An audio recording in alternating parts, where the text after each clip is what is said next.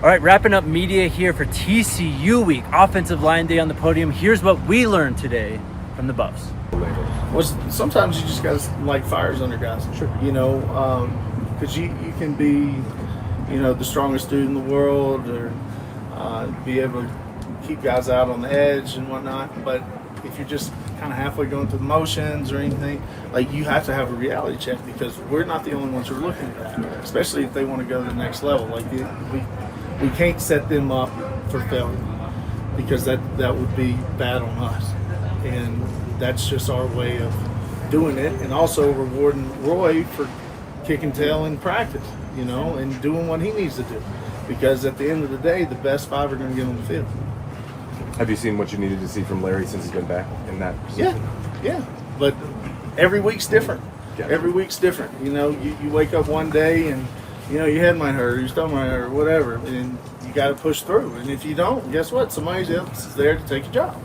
We've seen a lot of rotation at running back and wide receiver, obviously, a little bit at quarterback that we didn't really expect to see. But right tackle has really been the position that, you know, if there's a position battle that's dragged on into the season and is still ongoing, out of anything, it's right tackle for this offense. For sure. It sounds like Larry Johnson, for the moment, has control of that. We saw him start the season at right tackle. Then we saw Andre Roy, I believe, get the majority of the reps at right tackle against Wyoming. It was Larry Johnson again against BYU this past weekend.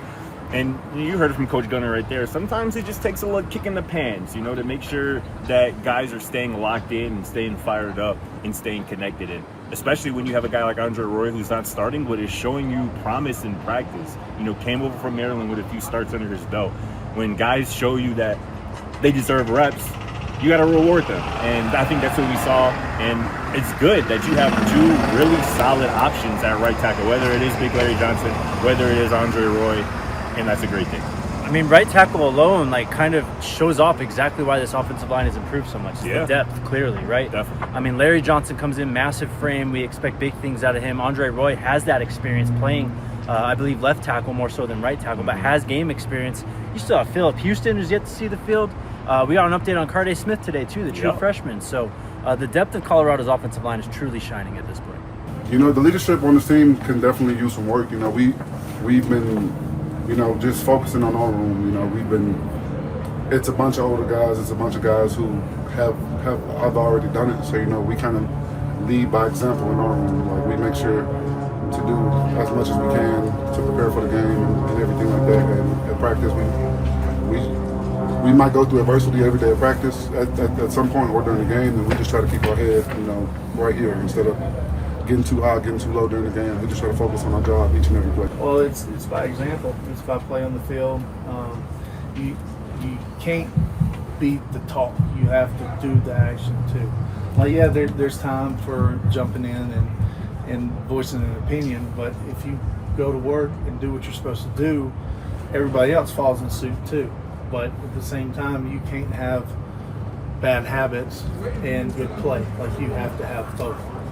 And I think they've done a pretty good job of using it. The word leadership has been thrown around a lot this season by Coach Prime, by coaches and players alike.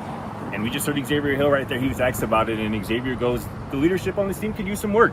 He was like, we just kind of keep it within our room, right? We try to be the leaders in our room, and we lead by example. That's what the offensive line does. And it's probably the reason why they've been the most consistent position group on this team this year. So obviously leadership is still something that's still being built with this team from a player perspective, but the offensive line seems like they have a good grasp on it. Absolutely. Coach Gunnar White also said that when it comes to his room and how they exemplify their leadership skills, it is by example. I mean, and it's tough to argue against that to this point. I mean, the stats have backed it up. A nice game against BYU. You're going to have a challenge this weekend against TCU, but I want to say, like, it's a for sure thing, but, like, I'm more confident in this offensive line than I think in almost any position on this offense right now. It's fair to say. Well, he's too good not to put him on the field. Yeah. You know, he's been busting his tail at guard, at center, at tight end, the whole nine. And you know, you got to reward kids that do well and do everything that they ask. And two are, I mean, one of the best guys in the unit. So if we could keep six out there, I would love to.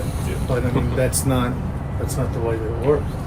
But he's doing a fantastic job, and I'm super proud of him. There you go. You heard it from Coach White. too good not to play, Scotty. Shout out YoYo Shout out Atia. Yo-Yo, man. The bulldozer, man. Coach Gunner said it right there. We got to reward kids who do what we ask, right? When you're the consummate teammate, the consummate professional, and you're just such a lovable dude, a fun-loving dude, the way Yo-Yo is, and you can back it up on the field and kind of flip a switch and turn into an aggressive demon. I mean, his usage as the sixth offensive lineman the last couple weeks has really unlocked something with this running game. And whenever he's on the field, even though defenses probably know it's going to be a run when he's on the field, it doesn't matter. They can't stop it with those six massive offensive linemen on the field, with these talented ball carriers running behind him.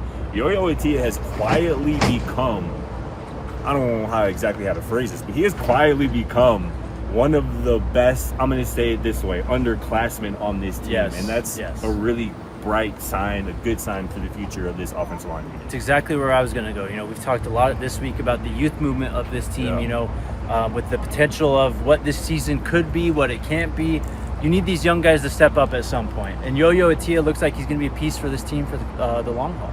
All our backs are dynamic, so with certain guys out, you know, just having a spark like that come from the receiver room and really go out there and showcase his ability, that's you know, I feel like that's elite. Micah knows how to get to those holes that we create, and he knows how to, you know, take runs for as many yards as he possibly can. You know, he doesn't.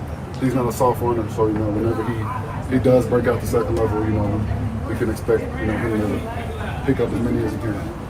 You heard it from Xavier Hill right there. Seeing Draylon step up is just massive for this team. Obviously, Draylon, I think one of the favorites on this team just in terms of what he brings as an attitude standpoint. Yeah. Obviously as a player as well. But seeing him step up, I think really kind of lit a fire and inspired that offensive line even more to have a strong performance last Saturday. It was so awesome to see Draylon in that role, especially since us on this show have been clamoring for something like that to happen on the field. And it was awesome to see it happen and to see it work so proficiently. But Xavier's also asked about, you know, our guy Michael Welch there as well. And one of, I think, the coolest compliments you can have as a ball carrier from an OG, somebody who's played a lot of football the way Xavier Hill is, he goes, he's not a soft runner.